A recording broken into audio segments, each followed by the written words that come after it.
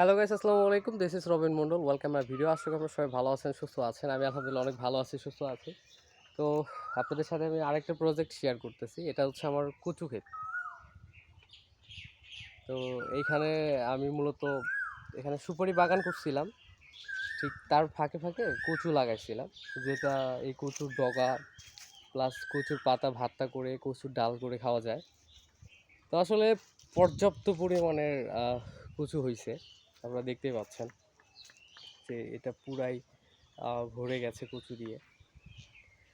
আসলে বাজারে বিক্রি করি না, আমরা নিজেরা খাই, প্লাস আশেপাশের যারা আছে গ্রামের তারা আইসা আইসা এখান থেকে নিয়ে যায়। তো আসলে আমার খুব খারাপ লাগে যখন আমাকে কেউ বলে যে যাও কচু নিয়ে এসে দাও তো আমাকে একটু। তো আসলে নিজে রোপণ করার জিনিস আসলে সবারই কাটতে ইচ্ছে করে না বা উঠাতে ইচ্ছে করে না, খারাপ লাগে। তা আমি বলি আপনারা নিজেরাই যায় উঠে নিয়ে আসেন। তো এখান থেকে অনেকে পাতা উঠে নিয়ে যায়, অনেকে ডগা উঠে নিয়ে যায়, নিয়ে যায় খায়। তো আসলে এর ফাঁকে ফাঁকে আসলে কি প্রজেক্ট করা যায় বা কি লাগানো যায় আপনাদের একটু পরামর্শ চাচ্ছি। তো ঠিক আছে, সবাই ভালো থাকবেন, সুস্থ থাকবেন, আবারও দেখাবো অন্য কোনো ভিডিওতে। এই পর্যন্ত নিজেদের শরীরের যত্ন নেবেন। সালামু আলাইকুম।